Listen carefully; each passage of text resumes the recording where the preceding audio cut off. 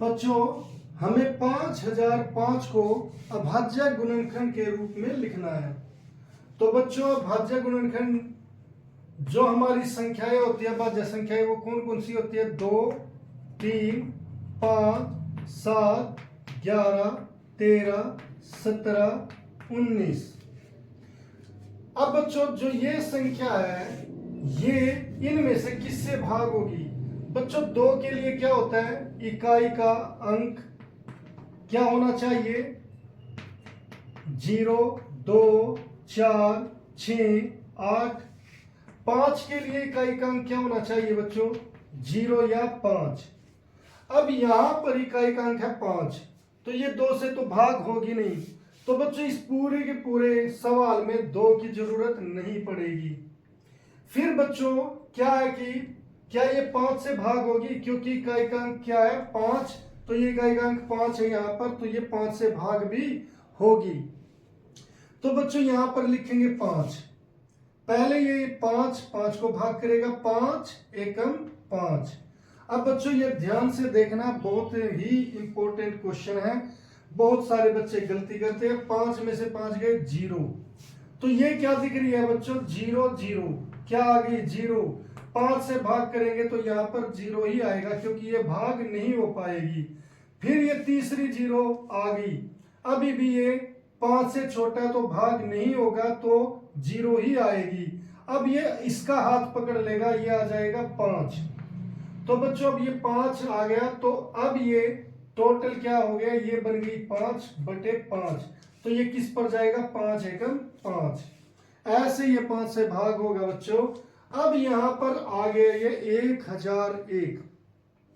क्या अब ये 2 से भाग हो सकता है? मैंने पहले ही कहा कि ये पूरी संख्या में 2 से कोई भी नंबर भाग नहीं होगा। क्या अब ये 5 से भाग होगा? बच्चों 5 के लिए इकाई का अंक 0 या 5 होता है। यहां पर क्या है? 1। ये भाग नहीं हो सकता। 5 से भी आप 5 को भी अब भूल जाओ। क्या ये 3 से भाग होगा? 3 के लिए बच्चों जितने ये अंक है, 1 प्लस ये सभी अंक, 1 प्लस 0 प्लस 0 प्लस 1, इन सभी का जोड़ कितना आ गया? 2। क्या अब ये 3 से भाग होता है? नहीं होता। तो इसका मतलब ये संख्या 3 से भी भाग नहीं होगी। अब क्या ये 7 से भाग होगा? बच्चों 7 से भाग के से पहले हम 11 का रूल देख लेते हैं। 11 का रूल क्या होता है बच्चों? जैसे ये संख्या लिखिए 1 0 0 1, एक नंबर को छोड़कर, जैसे यहां पर इसकी जमा इससे 0 जमा 1, आंसर क्या आ गया? 1। और जो हमने छोड़ रखे थे उनको जमा कर दो। 1 जमा 0, उसका भी जोड़ क्या है? 1।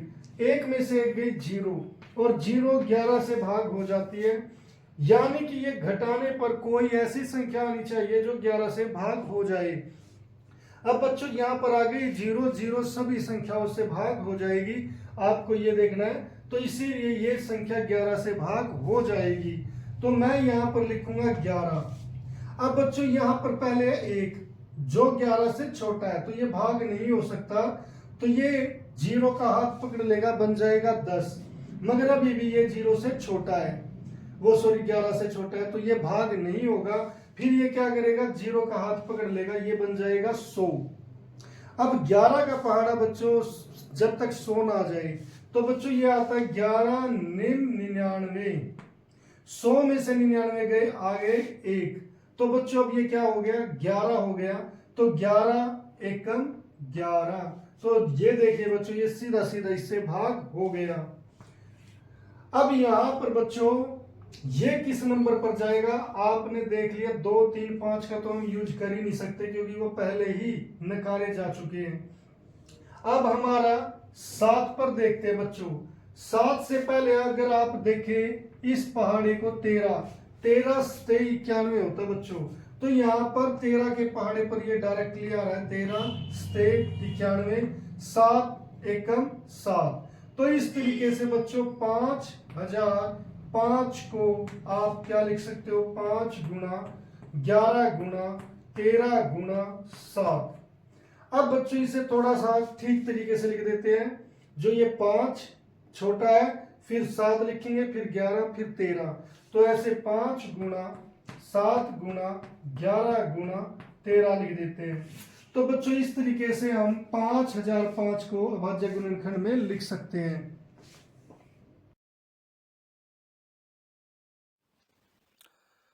उम्मीद है बच्चों ये लेक्चर आपको पसंद आया होगा, और अगर आपको ये लेक्चर पसंद आया है तो इसे लाइक और शेयर जरूर करें और चैनल को सब्सक्राइब करना ना भूलें।